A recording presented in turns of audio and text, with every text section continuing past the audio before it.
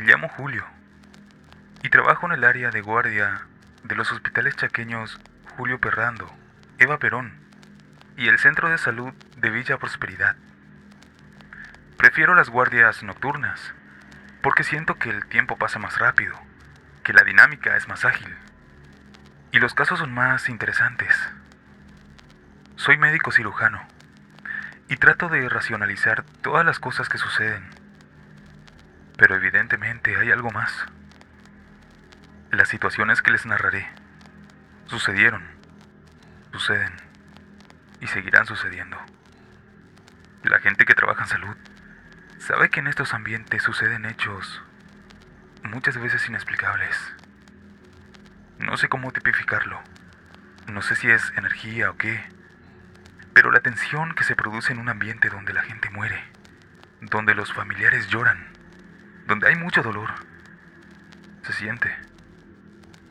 El ambiente queda cargado y tiene que pasar un rato hasta que se regularice todo. En una oportunidad me recosté y dormité en la pausa de una guardia, hasta que escuché un grito. Alguien estaba llamando a la enfermera.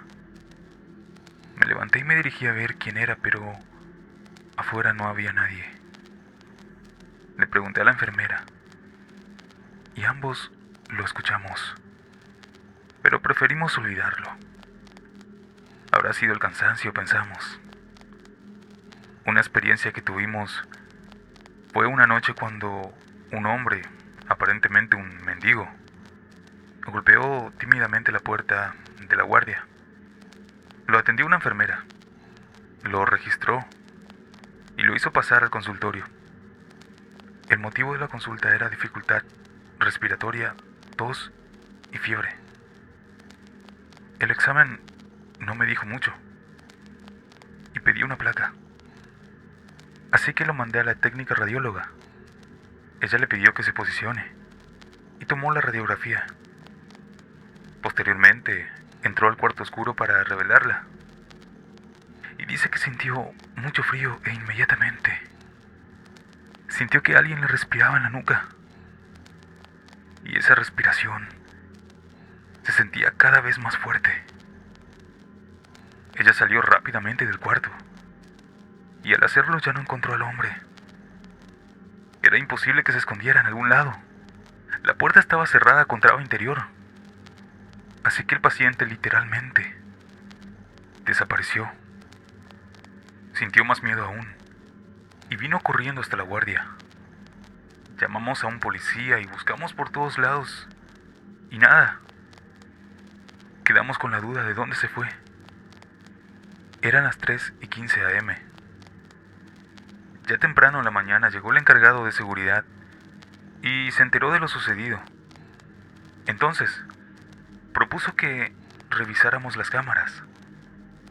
Todos estábamos atentos, mirando las grabaciones, expectantes, hasta que llega el horario de las 3:15. Y en la grabación, se ve a la enfermera abriendo la puerta, pero nadie entra. Después, yo me veo en el pasillo, hablando a la nada. No se vio en ningún momento a ninguna otra persona. Después se ve a la técnica que abre la puerta de rayos y habla, pero ahí no había nadie. Nos quedamos en silencio. No dijimos nada. No queríamos quedar como locos. Todos lo vimos e interactuamos con ese vagabundo. Pero las cámaras no lo registraron. Solo nuestros ojos o nuestra imaginación. Quiero agregar a todo esto que la placa que le mandé a hacer salió como si no hubiese nada, como si se tomara una radiografía al aire. Pero ¿saben qué? Lo más aterrador fue que aquel hombre se registró con el nombre de una persona que había desaparecido en el río y que se la dio por muerto hacía un par de meses. Era un pescador y su cuerpo nunca fue hallado. La otra experiencia que les contaré fue la de un enfermero llamado Pablo. Él era considerado un extraño personaje. Era de la religión Umbanda. Las guardias que me tocaban con él tenían una alta y rara mortalidad. Cuando un paciente se encuentra en estado crítico, hay signos que presagian la fatalidad. En las guardias que me tocaba con Pablo, yo veía cómo él se les acercaba a los pacientes graves. Luego les susurraba algo en el oído y se apartaba de ellos. Venía y me decía: les capturé el alma para mi santo. Y posteriormente dejaba un alfiler debajo de la almohada. Y horas después el paciente empeoraba y no se podía hacer nada. Por este motivo, como se lo imaginarán, muchos murmuraban de lo que hacía Pablo. Así que la jefatura de enfermería decidió investigarlo y más tarde lo apartaron del servicio. Increíblemente, luego de hacer eso, la mortalidad bajó. A Pablo lo mandaron a un nuevo puesto. Se encargaba de la vacunación, pero dijo que no logró adaptarse. Renunció unos meses después. Y un día nos enteramos que se quitó la vida. El hospital continuó igual, con pacientes que se recuperaban y otros que fallecían. Sin embargo, una noche, yo me encontraba controlando la evolución de un paciente que ya estaba en lo último. Y repentinamente la puerta se cerró. No había nadie cerca. Y al instante, el monitor me indicó que el paciente había fallecido. Los enfermeros se aprestaron a desenchufar los aparatos, cuando en eso me llama una de las enfermeras, diciéndome: doctor, venga rápido, vea esto. La noté nerviosa y muy asustada. Me acerqué entonces a la cabecera de la cama, y la enfermera levanta la almohada y me muestra un alfiler. Luego de esa noche, bajo la almohada de cada paciente que fallecía, siempre estaba la presencia de uno. Tiempo después yo dejé esa clínica, pero me enteré que cerraron la terapia intensiva, ya que los enfermeros tenían mucho miedo y ya no querían trabajar allí.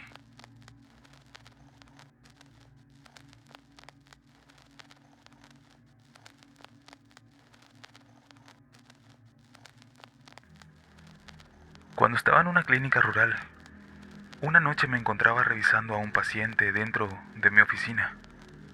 Estaba lógicamente con la puerta cerrada, cuando de repente escuché un ruido desde afuera, donde estaba el escritorio de la enfermera, que estaba a unos 5 metros de mi puerta.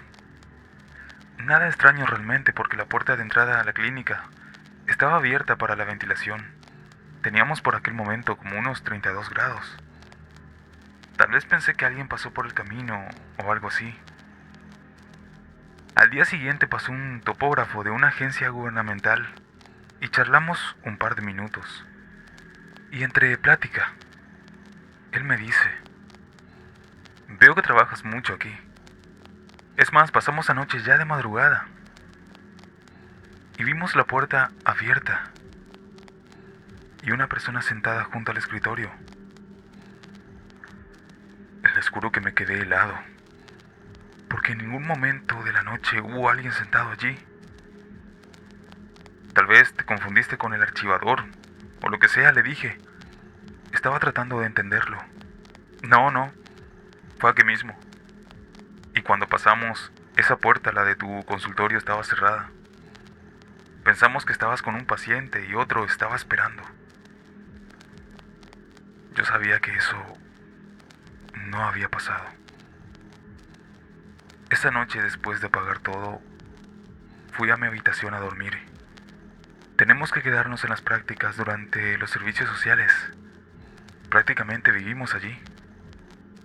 Y durante las noches, yo escuchaba golpes afuera y sillas moviéndose lentamente.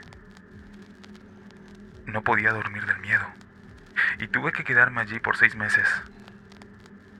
Y siempre escuchaba esos ruidos, pero por suerte, nunca vi nada más aparte de eso.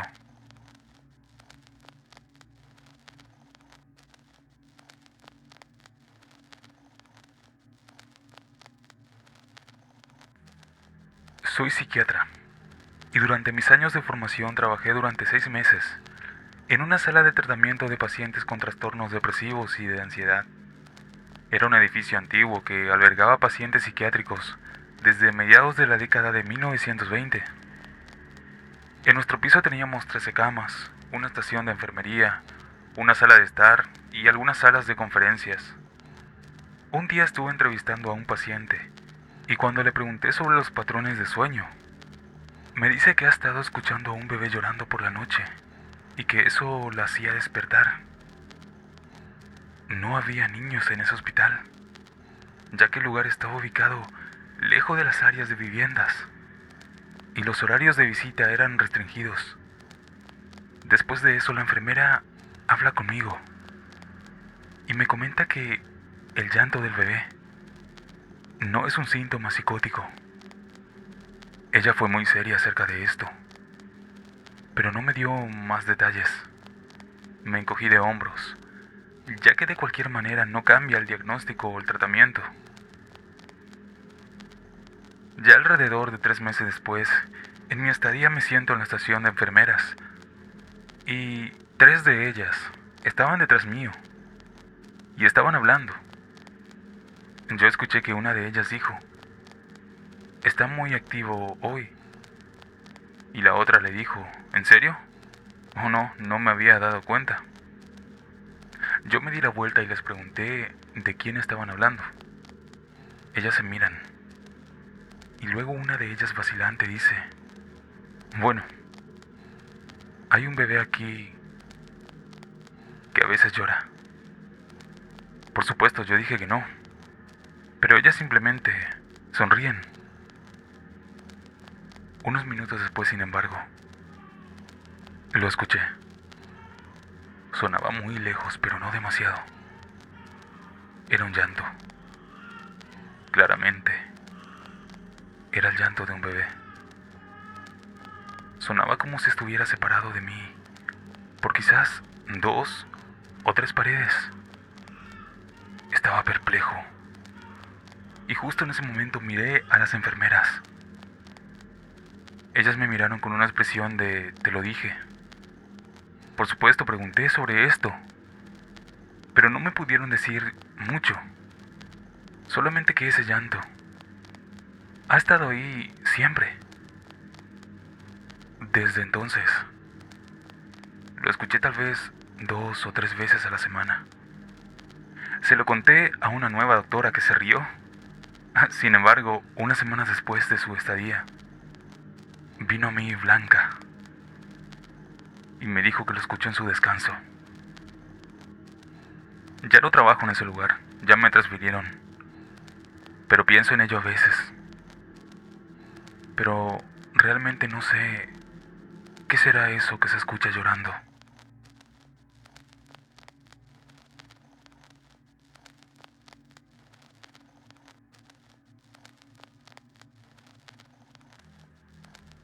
Mi esposa es médica clínica y me contó una experiencia extraña. Hace un tiempo, entró una chica de 18 años a la unidad de terapia intensiva. La mandaron ahí porque no sabían qué hacer con ella. Aparentemente le comenzaron a pasar cosas raras. Eso contaban sus allegados. Todo empezó cuando estaba en la cama con su novio. Y dice que le comenzó a gritar a algo, mirando hacia la puerta, que se fuera. Su novio le preguntaba qué le pasaba. Y ella le dijo que una figura negra espeluznante estaba parada en la puerta mirándola. Él le dijo que la puerta estaba vacía, pero ella insistió en que había alguien o algo allí. Eventualmente se quedó dormida o algo así, pero estuvo alterada por un rato. Luego de eso, cosas más extrañas comenzaron a sucederle. Ella trabajaba como camarera, y cuando sus compañeros de trabajo le preguntaban algo, decían que ella simplemente los miraba fijamente, como si no entendiera lo que le estaban diciendo. Las cosas comenzaron a empeorar. Ella comenzó a volverse más y más extraña en muy poco tiempo, hasta que un día, estando en la casa de su madre, comenzó a gritar, a reír, y hablaba sobre demonios y el infierno y cosas así. Sin saber qué hacer, la llevaron al hospital. Los médicos no sabían qué hacer con ella, así que la metieron en la UTI, la unidad de terapia intensiva. Ahí tendría más privacidad y sería menos perjudicial para los demás. Mi esposa tenía un colega que era muy religioso, y comentó que este médico, al escuchar a aquella joven hablando, pudo reconocer que las divagaciones que decía eran sacadas de las revelaciones o de alguna sagrada escritura. Tuvieron que sujetarla a la cama, y ella siempre intentaba soltarse. Incluso comenzó a fingir ser normal, para convencer a las enfermeras que la aflojaran. Luego, una vez que lo hacían, comenzaba a divagar nuevamente. Su diagnóstico final fue que era un episodio psicológico. Como era un hospital público, no podían traer a un sacerdote para que la vea. Pero todas las enfermeras allí le dijeron a la familia que hicieran eso. Al final fue dada de alta, no sé en qué condición, pero su familia logró llevarla a la iglesia. Hasta donde yo sé que se recuperó y que ahora está mucho mejor. Esa fue una de las tantas experiencias que mi esposa me había contado que le habían ocurrido en un hospital.